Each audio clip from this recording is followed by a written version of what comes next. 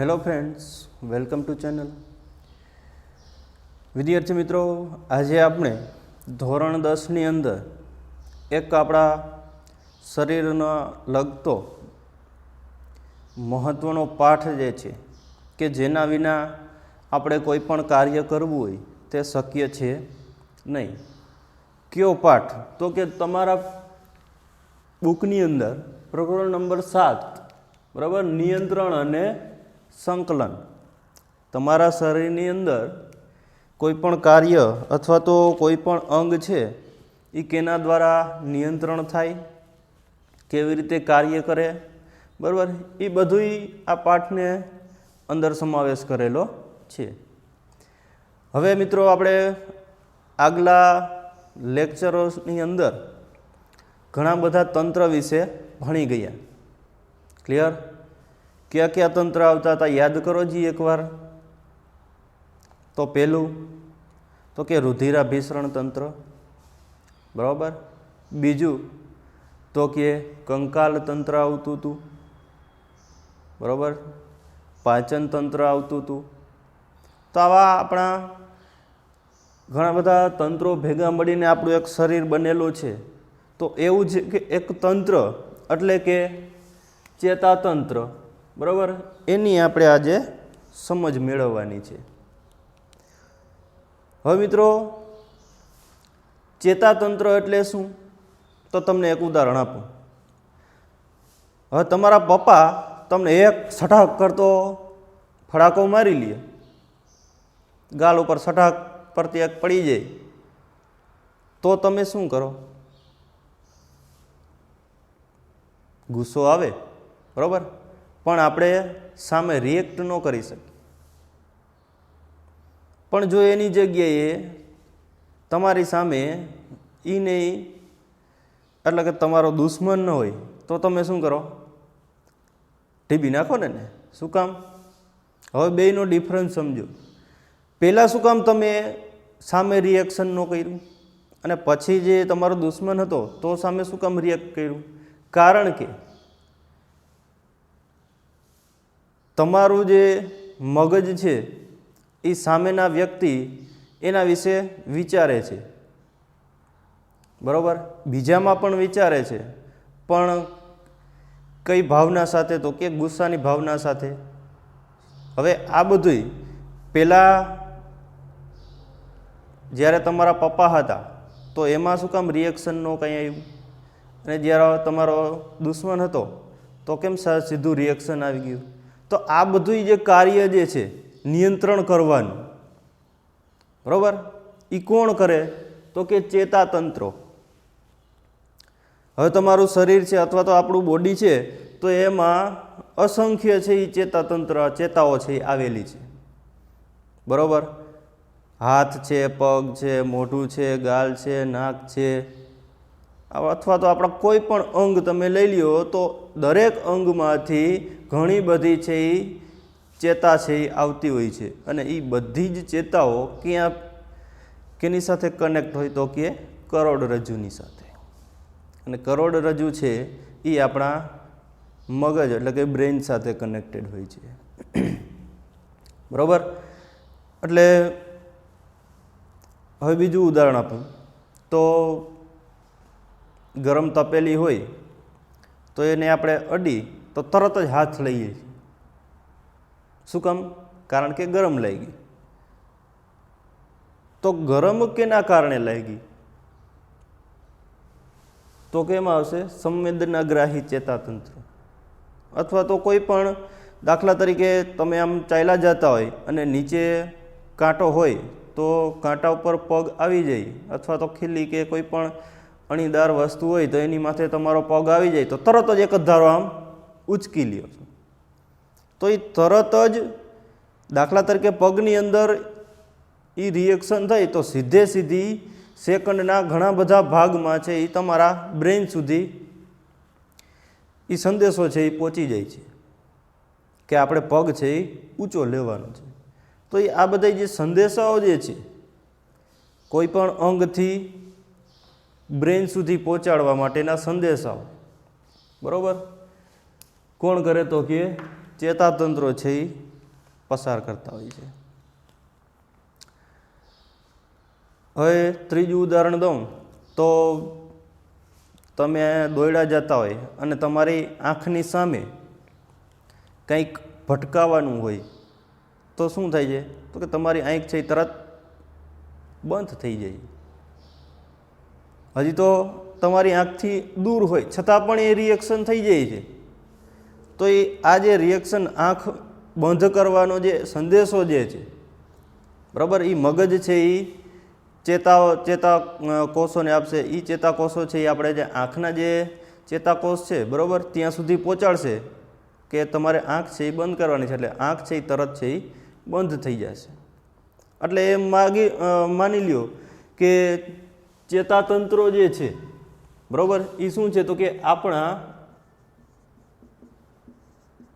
શરીરના સંદેશા વાહક છે, બરાબર. તમે બધા મોબાઈલ યુઝ કરો છો તો વોટ્સઅપ શું છે?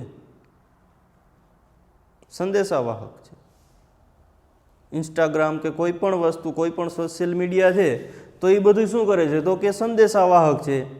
એકનો સંદેશો છે એ બીજા વ્યક્તિ સુધી પહોંચાડે છે, બીજા વ્યક્તિનો સંદેશો ફરી ત્રીજા વ્યક્તિ પાસે પહોંચાડે છે, બરાબર.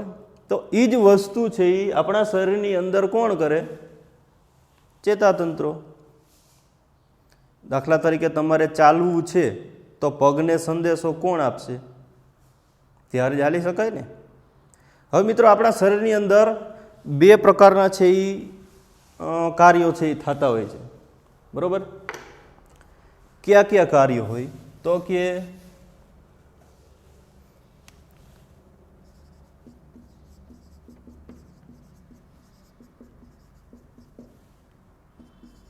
પેલું ઐચ્છિક,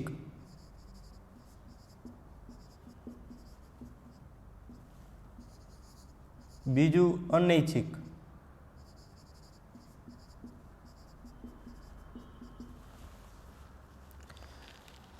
નો ડાઉટ આપણે અંદર ટોપિકમાં આવશે ત્યારે વ્યવસ્થિત ઊંડાણપૂર્વક છે એ સમજ મેળવશું, પણ અત્યારે હાલ પૂરતા છે આપણે થોડુંક સમજી લઈએ. ઐચ્છિક કાર્યો એટલે શું? તો કે તમારી ઈચ્છા મુજબના કાર્યો.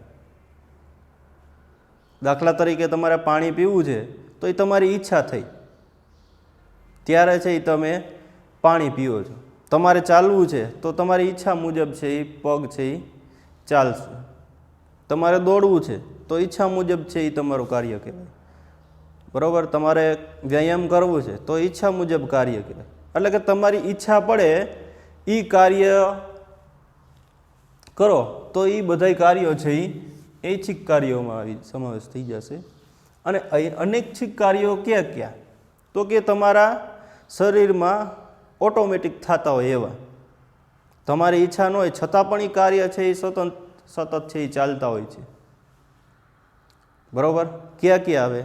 તો એક તો આપણી આંખ છે એ પલકારો મારો, બરાબર. હું અહીંયા ભણાવું છું તો છતાં પણ મને ખબર ન હોય કે મારી આંખે છે એ કેટલી વાર પલકારા માર્યા. પલકારા એટલે કે એકવાર બંધ થવી, એકવાર ખુલવી, આમ આમ કરતા હોય ને, બરાબર. તો એ વસ્તુ એને આંખના પલકારા, તો એ ઓટોમેટિક થાય છે, બરાબર. ત્યાર પછી આપણે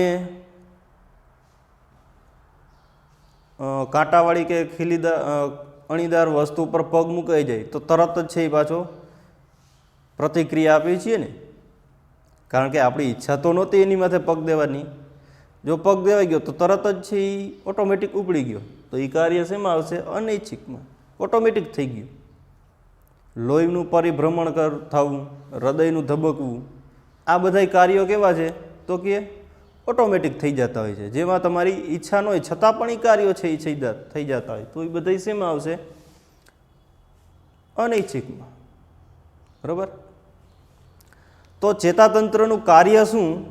તો કે શરીરના દરેક અંગમાંથી સંદેશાઓ ભેગા કરવા અને મગજ સુધી છે એ પહોંચાડવા.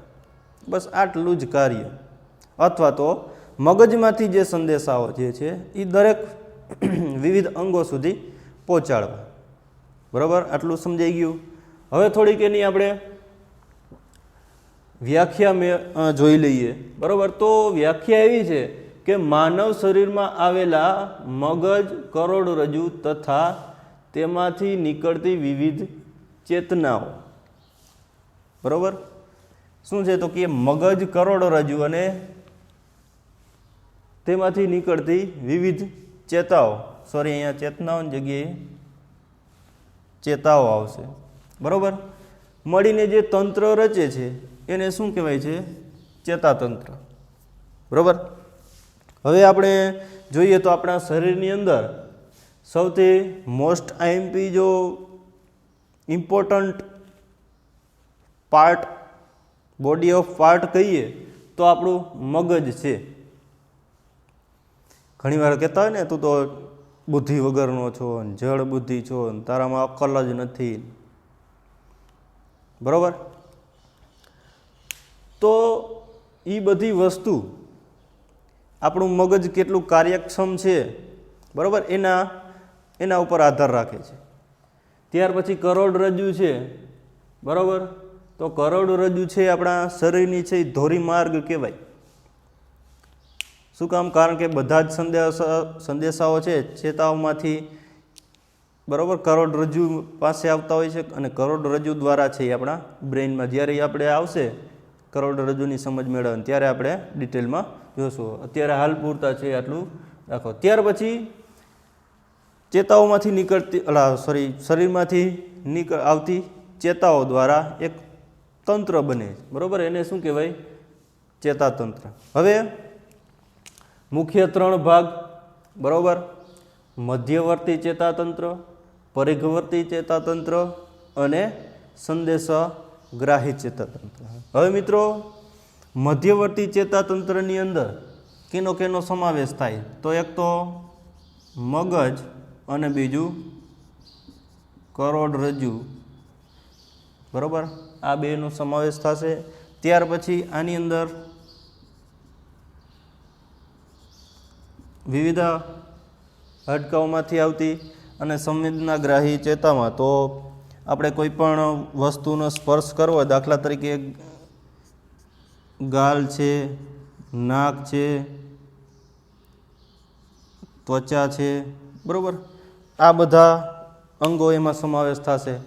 કારણ કે જીભ મેઇન ભાગ આવશે, બરાબર. કોઈ પણ સ્વાદ ચાખવો હોય તો આપણે જીભ દ્વારા ચાખતા હોઈએ છીએ, ખારો, તીખો, મોરો, બરાબર. તો એ કેના દ્વારા ખબર પડે? તો કે સંવેદનાગ્રાહી ચેતાઓ દ્વારા.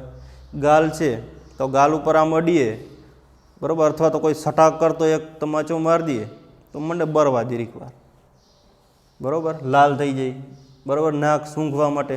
તો આ બધા છે એ સંવેદનાગ્રાહી ચેતાતંત્ર દ્વારા છે એ કાર્ય છે એ થતા હોય છે. હવે મિત્રો, અહીંયા તમને બોર્ડની અંદર એક આકૃતિ આપેલી છે. તમને અંદાજો હવે આવી ગયો હશે કે શેની આકૃતિ હશે, બરાબર. તો આકૃતિ છે એ ચેતાતંત્રની છે, બરાબર. આ એક ભાગ આપેલો છે ચેતાતંત્રનો, બરાબર. તો એની થોડી આપણે સમજ મેળવીએ. હવે તમને એક્ઝામમાં છે એ આના વિશે પૂછાય, બરાબર. જો 3 માર્કમાં હોય અને એના કાર્યો એવું સમજાવવાનું કહે ચેતાતંત્રનું, બરાબર, તો તમારે આકૃતિ છે એ ફરજિયાત દોરવાની છે. સાવ સિમ્પલ આકૃતિ છે, બરાબર. એમાં કંઈ બહુ હાર્ડ છે નહીં, બરાબર. હવે આ ભાગને કોષ કેન્દ્ર કહેવાય છે, બરાબર. કારણ કે આપણું શરીર છે એ કેવા પ્રકારનું છે? તો કે બહુકોષી છે, બરાબર. તો એવી જ રીતે આ એક ચેતાકોષ છે, બરાબર. તો એમાં એક કોષ કેન્દ્ર આવેલું છે અને કોષ કેન્દ્ર ની બાજુમાં અથવા તો બહાર એક કોષકાય એટલે કે એક પ્રકારનું પ્રવાહી જેવું આવરણ જે કોષ કેન્દ્રને છે એ રક્ષણ મેળવતું હોય છે, બરાબર. હવે આ કોષ કેન્દ્ર કરે શું? તો કે દાખલા તરીકે માની લો કે આ એક હાથનો છે એ કોષ છે, બરાબર, ચેતાકોષ છે. તો એ શું કરે તો કે હાથમાંથી જેટલી ચેતાઓ જે જાતી હોય છે એ બધામાંથી જે સંદેશાઓ આવતા હોય છે, બરાબર, દાખલા તરીકે આ દરેક માંથી સંદેશાઓ આવે છે તો એ બધા સંદેશાઓ ક્યાં ભેગા થશે તો કે ચેતાકોષ કોષ કેન્દ્ર, બરાબર. એ કોષ કેન્દ્રમાંથી સંદેશાઓ થઈને ક્યાં જશે, બરાબર. દાખલા તરીકે આ શિખાતંતુઓ છે તો શિખા એટલે કે ડાળખીઓ, બરાબર. એ દરેક આપણા નાના નાના અંગ સુધી છે એ પ્રસરેલી હોય છે, બરાબર. એ દરેક અંગમાંથી જે સંદેશાઓ જે છે એ કોષ કેન્દ્રમાં આવશે. કોષ કેન્દ્ર દ્વારા છે એ આગળ વધશે અને અક્ષતંતુ પાસે એ સંદેશાઓ આગળ વધીને છે ચેતાંત ને સંદેશાઓ છે એ આપલે કરશે. અને ચેતાંત દ્વારા, બરાબર, ચેતાંત પછી કોને સંદેશાઓ વહન કરશે તો કે ચેતાપોગામ,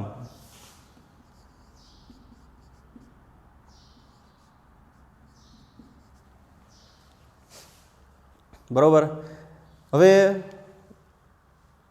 ચેતોપાગમ છે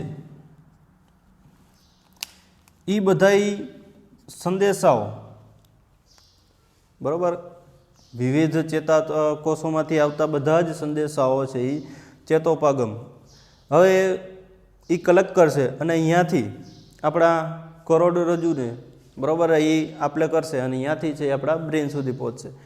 હવે શિખાતંતુ જે છે એ શું કરે તો કે રાસાયણિક ક્રિયા દ્વારા, બરાબર, ખાસ યાદ રાખજો કેવી રીતે આપણા સંદેશાઓની છે એ આપલે થતી હોય છે, બરાબર.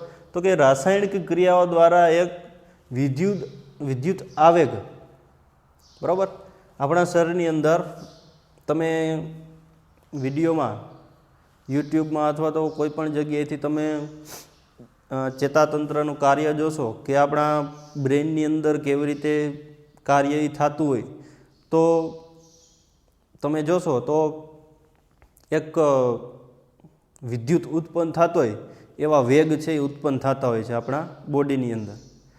તો એ રાસાયણિક ક્રિયા દ્વારા વિદ્યુત આવેગ દ્વારા છે એ સંદેશાનું છે એ વહન થતું હોય છે અને એ સંદેશાઓ ચેતાંત પાસે જાય અને એ ચેતાંત પાસેથી થઈને ચેતોપાગમ છે એ દરેક અંગ પાસે કલેક્ટ કરે, કરોડરજ્જુ પાસે એ પહોંચાડશે અને કરોડરજ્જુ ઉર્મિ વેગ દ્વારા, બરાબર, ચેતોપાગમના અંતે ઉર્મિ વેગ દ્વારા છે એ આપણા ચેતાકોષ પાસે પહોંચશે અને ચેતાકોષ છે એ આપણા કરોડરજ્જુને છે એ સંદેશો છે એ પહોંચાડતો હોય છે. તો આવી રીતે છે એ કાર્ય છે એ થતું હોય છે, બરાબર. હવે તમારી બુકની અંદર એક પ્રવૃત્તિ આપી છે તો એમાં શું કરવાનું છે તો કે તમારે મોઢાની અંદર ખાંડ છે એ રાખવાની છે અને એનો સ્વાદ છે એ પારખવાનો છે. તો કેવો લાગે છે તો કે ગળ્યો. હવે થોડીક વાર પછી નાકને છે એ અંગૂઠા વડે છે અથવા તો પેલી આંગળી વડે છે એ તમારે ઘસવાનું, આમ છે એ ઘસવાનું અથવા તો નાકની અંદર છે એ આંગળી નાખીને છે એ તમારે ઘસવાનું. ત્યાર પછી મોઢું બંધ કરી લેવાનું અને ત્યાર પછી ઊંડો શ્વાસ લેવાનો. ત્યાર પછી છે એ તમારે ખાંડની કેવો સ્વાદ આવે છે એ તમારે ચેક કરવાનો, બરાબર. તો બેયના સ્વાદમાં છે એ કંઈક ફેર પડી જશે. હવે એ જે ફેર જે તમને એટલે કે ડિફરન્સ જે તમને અનુભવ થાય છે તો આ કેના દ્વારા ખબર પડે છે તો કે સંવેદનાગ્રાહી ચેતા દ્વારા, બરાબર. હવે વિદ્યાર્થી મિત્રો આપણે નેક્સ્ટ લેક્ચરની અંદર મગજ આપણું કેવી રીતે કાર્ય કરે અથવા તો એની અંદર કયા કયા અંગોનો સમાવેશ થાય છે એના વિશે છે એ ચર્ચા કરવાની છે. તો વિદ્યાર્થી મિત્રો નેક્સ્ટ લેક્ચર છે એ ખાસ જરૂર જોજો, કારણ કે